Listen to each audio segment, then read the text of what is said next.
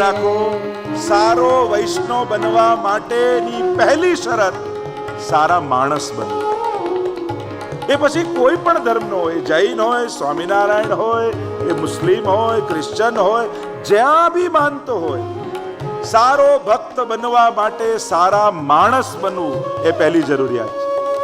કારણ કે ખરાબ માણસ કોઈ પણ ધર્મનો સારો અનુયાયી નથી હોઈ શકતો, બની શકતો.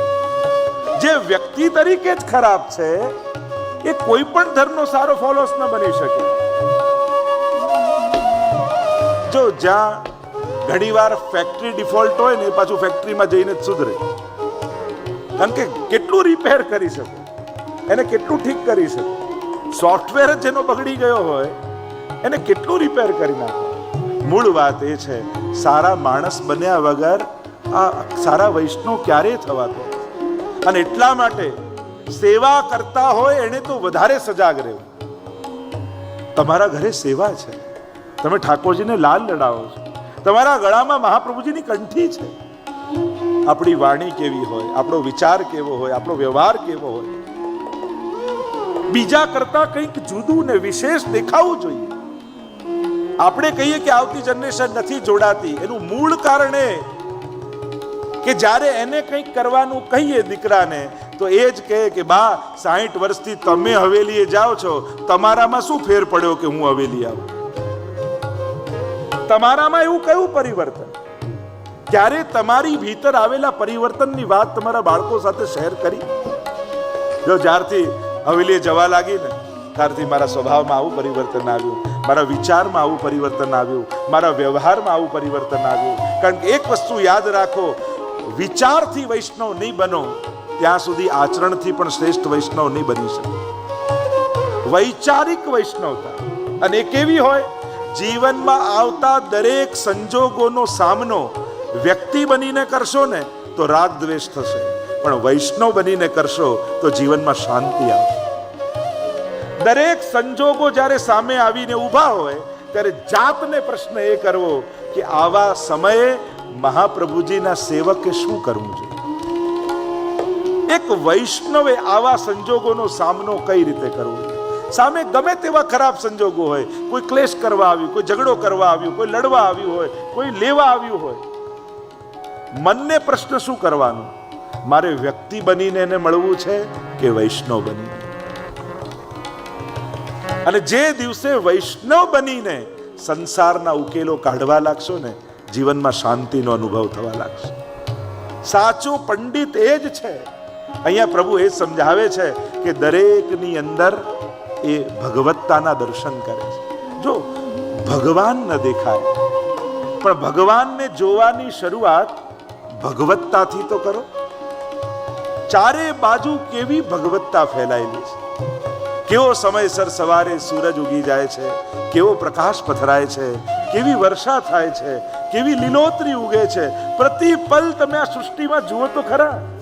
અરે પોતાની જાતને અરીસામાં જુઓ ને તોય ભગવાન પર ભરોસો આવી જશે કે આ નમૂનો તો ભગવાન સિવાય બીજો કોઈ બનાવી શકે એમ નથી. કેવું સર્જન આપણું જુઓ તો ખરા.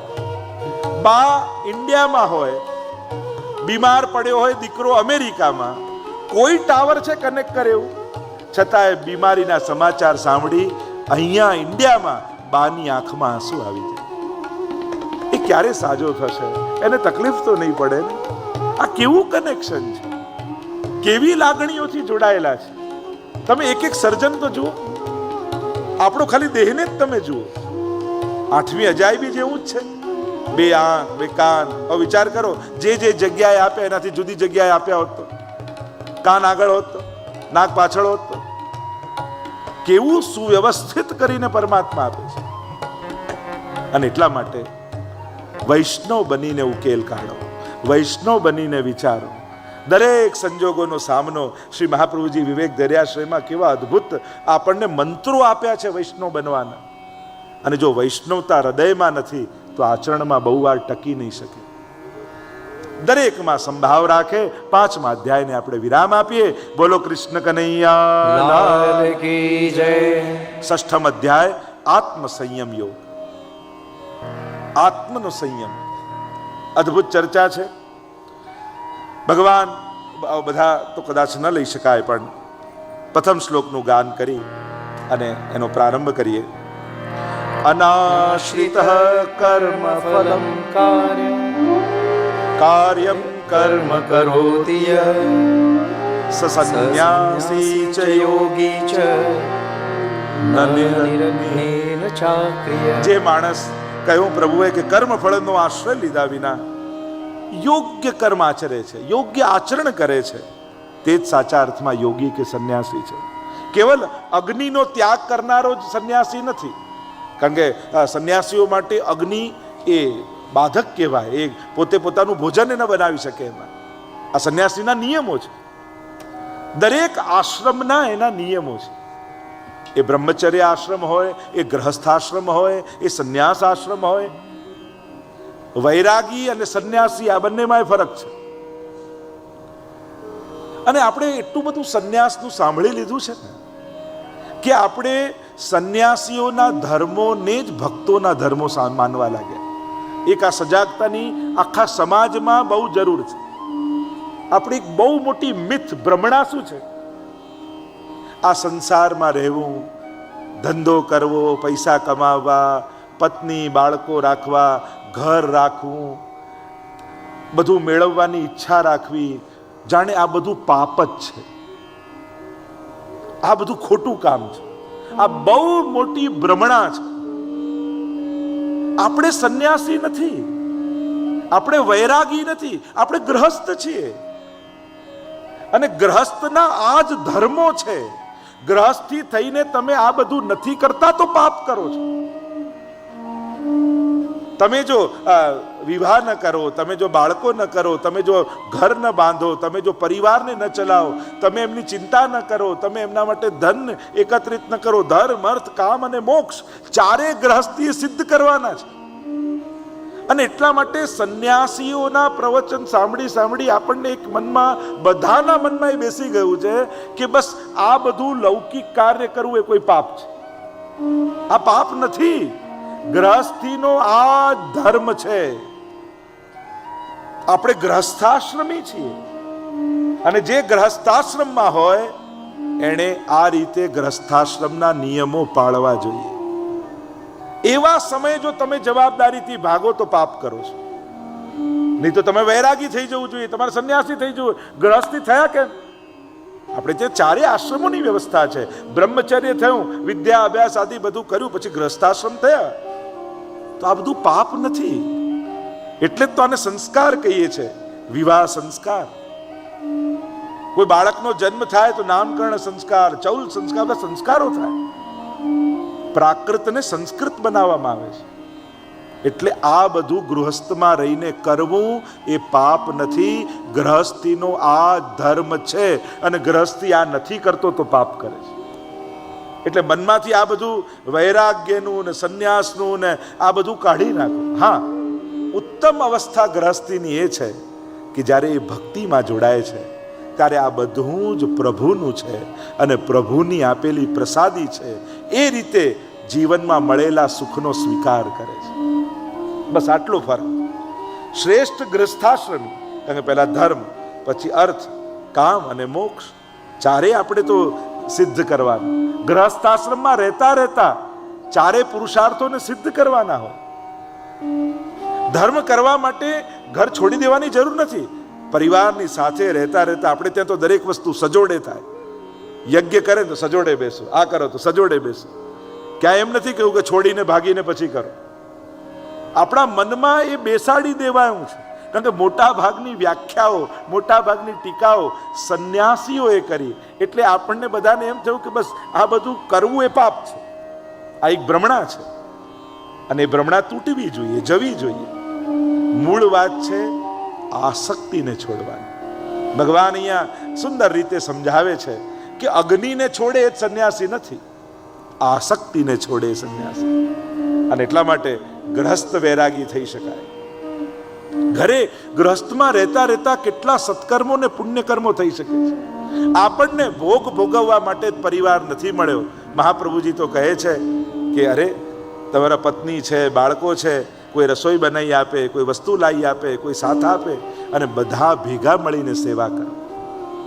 આ બંધન નથી, આ ધર્મ નડતર રૂપ નથી, આ બધા સેવામાં સહાયક ઠાકોરજી આપ્યા છે. અને હું તો કહું ઘણી વાર, આપણને બધે વૈષ્ણવ દેખાય પણ ઘરના 5માં વૈષ્ણવ ના દેખાય. અરે ઘરના 5 પણ વૈષ્ણવ છે કેમ ભૂલી જઈએ છે?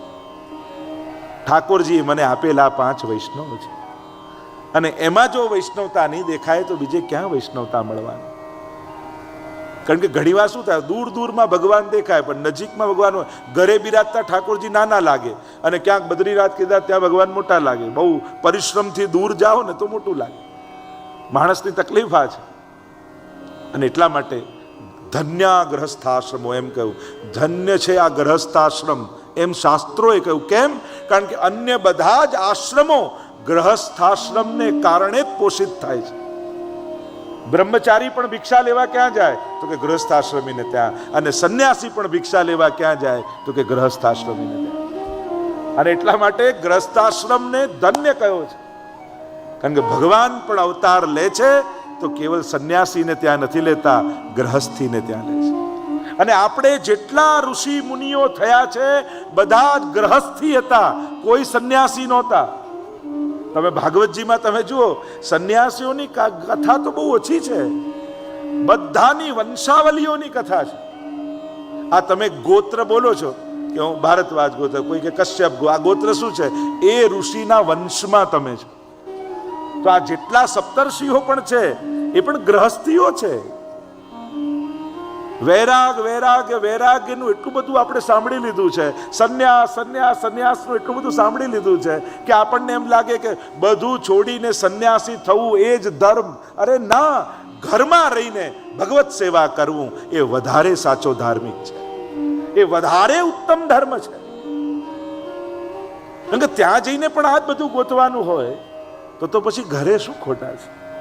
અને એટલા માટે આજથી મનમાં એ કાઢી નાખજો કે હું ઘરમાં રહીને પરિવાર સાથે રહું છું તો કંઈક ખોટું કે પાપ કરું છું. ના, ઉત્તમ રીતે પરિવાર સાથે રહો તો એ તમે ધાર્મિક જ છો.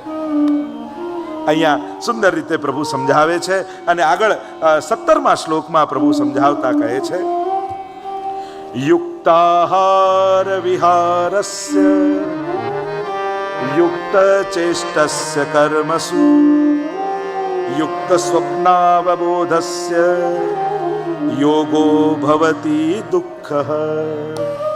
યુક્તાહાર વિહારસ્ય, પરિવારમાં અને સંસારમાં રહો પણ યુક્તાહાર વિહાર, આહાર વિહાર યોગ્ય બેલેન્સ સાથે રાખો. કેટલું ખાઈ શકો છો એ મહત્વનું નથી, કેટલું ખાવું જોઈએ એની સમજ મહત્વની છે. કેટલું જાગી શકો છો એ મહત્વનું નથી, કેટલું જાગવું જોઈએ એ મહત્વનું છે. કેટલું સૂઈ શકો છો એ મહત્વનું નથી, કેટલું સૂવું જોઈએ એ મહત્વનું છે. વિવેક મહત્વનો છે. એ જ્યારે સમજાય, યુક્તાહાર વિહારસ્ય, દરેક વસ્તુનો વિવેક છે. બલનો પણ વિવેક છે, તાકાત છે, પણ કેટલી હોવી જોઈએ, કેવી હોવી જોઈએ. બુદ્ધિ કેટલી હોવી જોઈએ. વાણી કેટલું બોલવું જોઈએ, કેટલું બોલી શકો છો એ મહત્વનું નથી, કેવું બોલવું ને કેટલું બોલવું. વિવેક, પસંદગીનો વિવેક. બોલવા સમયે એક ખરાબ શર્ટ પડ્યો હોય, ગંદો ને એક સારો શર્ટ પડ્યો હોય, પહેરવાનું આવે તો સારું જ પસંદ કરીએ. બોલવા સમયે ખરાબ શબ્દો કેમ? અને માણસની વિચિત્રતા એ શ્લોકો ગોખાવવા પડે અને ગાળો ખબર નહીં ક્યાંથી શીખી જાય છે. ડિરેક્ટરીમાં ડિક્શનરીમાં નથી, એ બધું ક્યાંથી આવડી જાય માણસ, અને શ્લોકો ગોખાવા પડે. અને એમ પણ ઉત્તમ થવું અઘરું છે. સીધી લીટી દોરીને બતાવ કોઈ એમ કે તો કઠિન લાગે, પણ કોઈ કે આડાવડા લીટા કરો તો બહુ સહેલું છે. પાણી ઉપર ચડાવો તો મોટર લગાડવી પડે, ખાલી કરવી હોય ટાંકી નળ ખોલો ખાલી. અને એટલા માટે પતન બહુ સરળ અને સહજ છે. ઉર્ધ્વ ગમન માટે પ્રયાસ જોઈએ. ઢાળ પર ગાડી ચડાવવી હોય તો એક્સિલેટર વધારે દબાવવું પડે, પ્રયાસ કરવો જ પડે, મહેનત કરવી જ પડે. ઉત્તમતા અકસ્માતથી આવતી નથી, એના માટે પ્રયાસ જરૂરી હોય છે. અને બગડવું તો સાવ સહેલું છે.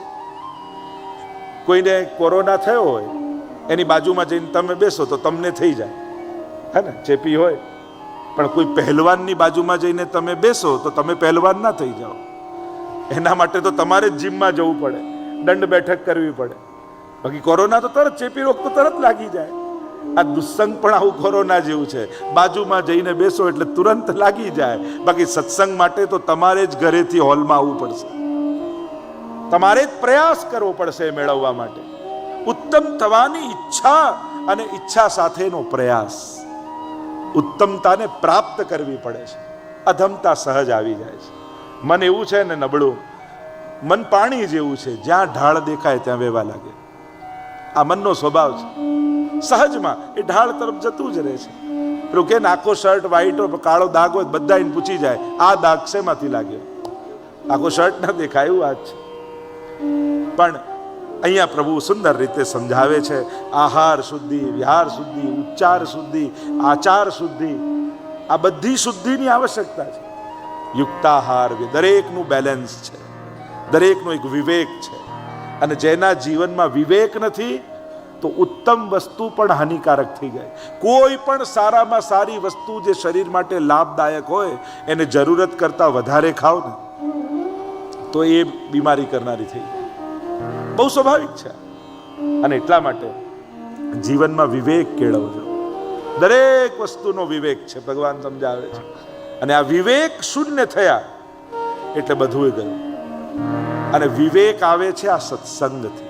તુલસીદાસજી પણ માનસમાં કહે છે, બીનો સત્સંગ વિવેક ન હોઈ, बिनु सत्संग विवेक न होई, બીનો સત્સંગ વિવેક ન હોઈ, बिनु सत्संग विवेक न होई, રામ કૃપા બિન સુલભ ન સોહી, राम कृपा बिन सुलभ न सोई.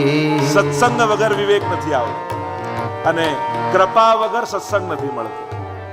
અને એટલા માટે પ્રભુ અહીંયા આહારનો, વિહારનો, વિચારનો, ઉચ્ચારનો, આ બધાના વિવેકની વાત કરે છે. અપરસ પાળવી જોઈએ, નો ડાઉટ, કરવી જ જોઈએ. પણ જો વિવેક નહીં રહે ને તો તમારી શ્રદ્ધા બીજા માટે અશ્રદ્ધા જગાવનારી થઈ જશે. અપરસની ડરે ડરે ડરે બીકે બીકે બીકે ઘણાએ પુષ્ટિ માર્ગ જ છોડી દીધું કે આ બધું તો આપણને નહીં ફાવે. હવે આચાર વિચાર એ કોઈ પુષ્ટિ માર્ગનો વિષય નથી, એ તો હિન્દુ ધર્મનો વિષય છે કે દરેક સનાતન વૈદિક ધર્મીએ આ રીતે જીવવું જોઈએ. પણ આપણે લોકોએ વૈષ્ણવ એટલો બધો વધારે ઓઢી લીધો કે બધાએ આપણને પહેરાઈ દીધો કે જાણે આચાર વિચાર પુષ્ટિ માર્ગ જ ના હોય. અરે આ તો એક એનો વ્યવહાર છે. અને દરેક હિન્દુ માત્ર આ પાળવાનું હોય ને સાચવવાનું હોય. પણ એનો અતિરેક અવિવેકપૂર્વક કરવાથી બીજામાં અશ્રદ્ધા પેદા થઈ. અને આપણી શ્રદ્ધાને કારણે કોઈની અંદર અશ્રદ્ધા પેદા કરાવીએ તો અપરાધ છે. એક વસ્તુ યાદ રાખો, કોઈ અપરસમાં અડી ગયું તો એની જોડે લડવા કરતા તમે 2 વાર નાહી લો એ વધારે સારું. તમે જે નહીં આવો એને કહેવાની શું જરૂર છે કે અડતો નહીં? અરે અપરસ અડતો નહીં એના માટે નથી. અપરસ તો એના માટે છે કે અપ એટલે ભગવાન અને એના રસના ડૂબવું, કે હું ભગવાનના રસમાં છું, ચાલ તુંય આવ અપરસ કર અને આપણે બંને ભગવાનના રસમાં ડૂબી જઈએ. ભગવદ રસમાં ડૂબવા માટે છે. આ કોઈને અડે દૂર જા દૂર જા દૂર જા, એ એટલું ગલત મેસેજ લોકોની અંદર ગયો કે જાણે કોઈ છૂવાછૂતની વાત ન કરે. આ છૂવાછૂત નથી, આ તો ભગવાનના રસમાં રહેવાની વાત હતી. આ વ્યવહાર નહોતો, એક વિચાર હતો. અપરસમાં આપણે કોઈના અડવાથી છોવાઈ કેમ ગયા? એ કોઈ અડ્યું એટલે ન છોવાયા, પણ આપણે તો ભગવાનની સેવામાં હતા. આપણને કઈ રીતે ખબર પડી કે કોઈ અડીને ગયું છે? મન ભગવાનને છોડી એને અડ્યું એટલા માટે આપણે છોવાયા. પ્રભુથી મન ગયું એટલા માટે. પણ આ કોઈને દૂર કરવા માટે નથી. એટલે બહુ ખોટો મેસેજ જાય છે. એટલે હંમેશા જ્યારે અપરસની વાત આવે એનો એવો અતિરેક ન કરતા, અવિવેકથી એની વાત ન કરતા, ક્રોધ કરીને ક્યારે પણ કોઈને ધુતકારતા નહીં, તરછોડતા નહીં.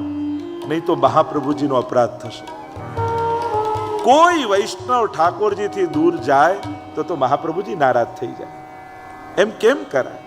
મહાપ્રભુજીના પ્રસંગમાં એવું આવે છે કે મહાપ્રભુજી અડેલમાં રહેતા, એમના સજાતી એક બાઈ ત્યાં રહેતા, બેન માજી. એ મહાપ્રભુજીથી ઈર્ષા કરતા કે અમારા જ કુટુંબના છે ને લોકો અમને ભગવાન તરીકે માને છે ને અમને પૂછતા નથી. એટલે શું કરે, કોઈ અપરસ કરવા ભીતરિયા જાય ને એટલે જે આત્મા હોય એની ઉપર ફેંકી દે. ફેંકે એટલે છોવાઈ જાય.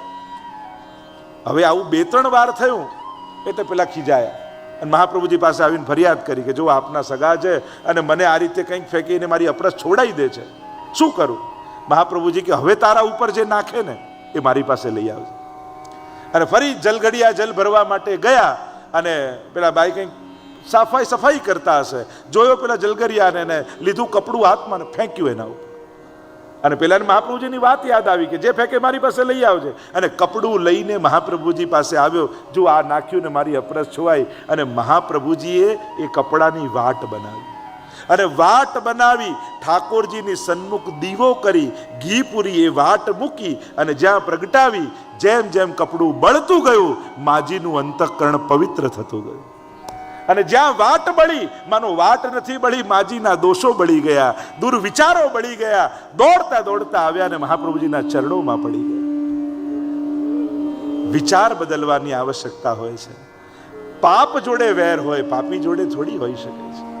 અને એટલા માટે જ્યારે પણ આચાર વિચારની વાત આવે, સદાચાર સ ઉચ્યતે, એટલે જ કહ્યું આચાર વિચાર સંયોગ સ સદાચાર ઉચ્યતે. ન જો આપણો આચાર વિચાર અત્યાચાર ન બની જાય એનો વિવેક રાખજો. ઘણીવાર એટલું અત્યાચારની સ્થિતિમાં પહોંચી જાય છે કે લોકો ઠાકોરજીથી દૂર ભાગવા માંડે છે. આવું વાતાવરણ ન બને એની સાવધાની રાખવી. આગળ પ્રભુ 26મા શ્લોકમાં સુંદર વાત કરતા સમજાવે છે. યતો યતો નિશ્ચરતિ મનશ્ચંચલમસ્થિરમ તતસ્તતો નિયમ્યત આત્મનેવ વશં નયે. આ ચંચળ એવું મન જે વિષયોમાં જાય ત્યાંથી તું એને રોક અને મારામાં લગાવ, પરમાત્મામાં પરો. કારણ કે મન બહુ સહજ છે, ભાગનારું છે. મનને પકડવું બહુ કઠિન છે. મનની વ્યાખ્યા જ શાસ્ત્ર કહે છે સંકલ્પ વિકલ્પાત્મક મનઃ. જેમાં સંકલ્પ અને વિકલ્પ હોય ને મન કહેવાય. નિશ્ચયાત્મિકા બુદ્ધિ, જે નિર્ણય કરે બુદ્ધિ. અને એટલા માટે ચંચલતા એનો સ્વભાવ છે. પણ જ્યાં જ્યાં જાય ત્યાં ત્યાં ઠાકોરજીને જુઓ. સેવામાં જો એક વસ્તુ નિશ્ચિત સમજો, આપણે ફરિયાદ કરી શકીએ કે મારું સેવામાં ઠાકોરજીમાં મન નથી રહેતું, પણ એક વસ્તુ યાદ રાખજો, સેવામાં તમે હો છો ને, તમારું મન ઠાકોરજીને છોડીને જઈ શકે, પણ ઠાકોરજીનું મન તો તમારામાં જ હોય છે. અને અમે તો હંમેશા કહીએ ને કે સેવામાં મન ભટકે ને તો એવું ન વિચારો કે મન ભટકી રહ્યું છે. અનેક વિચારો આવે છે. ઘણા લોકો કહે ને તો વિચારો આવતા નથી. તમે ઠાકોરજી આગળ બેઠા હો ને, અને પ્રભુ તો પ્રભાવ કેવો છે કે પ્રભુ સન્મુખ બેસો તો કોઈ પણ લૌકિક વિચાર મનમાં રહી ન શકે. એટલે વિચારો આવતા નથી, તમને છોડીને જાય છે. એટલે હંમેશા એમ વિચાર કરો કે આ વિચાર આવ્યો એમ નહીં કહેવાનું, આ વિચાર પણ ગયો, આ વિચાર પણ ગયો. કેમ આવ્યો નથી? આંખમાં કાજળ હોય તો આંખને દેખાય? ના દેખાય. પણ તમે આંગળીમાં લઈને દૂર કરો આંખથી તો દેખાય. એમ વિચારો મનમાં જ હતા એટલે દેખાતા નહોતા, પણ ઠાકોરજી આગળ બેઠા અને એમનો પ્રભાવ એવો છે કે તમારા મનમાં આ વિચાર રહી ન શકે. એટલે તમને છોડીને દૂર ગયું એટલે તમને દેખાય. એટલે હંમેશા વિચાર માટે આમ કરું, આ વિચાર ગયો, આ વિચાર ગયો. 3 વાર એમ કરશો તો મન ઠાકોરજીમાં આવી જશે. અથવા એવું કરો કે ઠાકોરજીની સેવામાં હો ત્યારે એમ વિચાર કરો કે ઠાકોરજી મને ધારીને જુએ છે. હંમેશા પ્રભુ મને ટગર હવે તમે અહીંયા બેઠા હો, કોઈ તમને ધારીને જોતું હોય, કદા મન લાગે એમ પેલો જુએ. એનામાં મન જાય કે નહીં? એમ સેવામાં પણ આપણે એમ ઠાકોરજી મને તાકીને જોઈ રહ્યા છે. આપમેળે મને એનામાં પ્રભુ જોઈ રહ્યા છે. હમણાં આવું ના બોલાય, હમણાં આવું નહીં વિચારે, હમણાં આમ નહીં કરાય, પ્રભુ જુએ છે. સતત એવો ભાવ રાખીને સેવામાં રહેશો, પ્રભુ મને જોઈ રહ્યા છે, તો મન એમને છોડીને ક્યાંય નહીં જાય. મનને વર્ષોની આદત સંસારની પડેલી છે. એકવારમાં જલ્દી મન નહીં લાગે કદાચ. તું કહેતા ને સર્કસમાં ખેલ કરનારા એક પતિ પત્ની હતા, અને ખેલ શું કરે, પત્ની આમ ઊભી રહી જાય, એક ચકરડું હોય ફરતું, અને પતિ આંખમાં પાટો બાંધે અને ચપ્પુ મારે, જેટલા મારે એટલા પત્નીની આજુબાજુ શરીરમાં લાગે, અને બધાને એમ લાગે કે હમણાં વાગ્યું, અને બચી જાય, અને આખા શરીરના કિનારે કિનારે ચપ્પુ વાગે. એમાં એમ બન્યું કે અમુક સમય બાદ બંનેમાં ઝઘડો થયો, અને એવો ઝઘડો થયો કે પતિને થયું કે એમ મારીશ તો મને સજા થશે, પણ આ ખેલ કરતા સમયે એને ચપ્પુ મારી દઉં એટલે બધાને એમ થશે કે અકસ્માતથી વાગી ગયું, પત્ની મરી. અને હવે ખેલ શરૂ થયો. પત્ની રોજની જેમ ઊભી રહી, પતિની આંખમાં પાટો બાંધવામાં આવ્યો, અને પેલાને એમ થયું કે ચપ્પુ મારું, અને જ્યાં ચપ્પુ મારવા જાય ત્યાં પાછું બાજુમાં લાગે, પાછું તાકીને મારવા જાય પાછું બાજુમાં લાગે. જેટલા ચપ્પુ માર્યા રોજની જેમ આજુબાજુ જ લાગી ગઈ. પેલો પરેશાન થયો કે આજે તો એને મારવી હતી ને બચી કેમ ગઈ. એના મિત્રને વાત કરી કે આજે તો મારે ચપ્પુ મારવું જ હતું, છતાંય રોજની જેમ જ લાગ્યા અને બચી ગઈ, આવું કેમ? ત્યારે મિત્રએ સમજાવતા કહ્યું કે જેણે આખી જિંદગી ખોટા નિશાન જ લગાડ્યા હોય એનું એક વારમાં સાચું ના લાગે. એમ જન્મ જન્માંતરથી આપણા મને ખોટા જ નિશાન તાક્યા છે, તો એક વારમાં ક્યાં લાગી જવાય? આ તો એક અભ્યાસ છે. પ્રયાસ કરતા કરતા આગળ પ્રભુ સમજાવશે, અભ્યાસ કરતા કરતા મન એનામાં થશે. મન લાગી જાય તો ધી એન્ડ થઈ જાય. આ તો પ્રયાસ છે, કેમ લગાડીએ કેમ લગાડીએ. એટલા માટે અભ્યાસ કરતા રહેવું.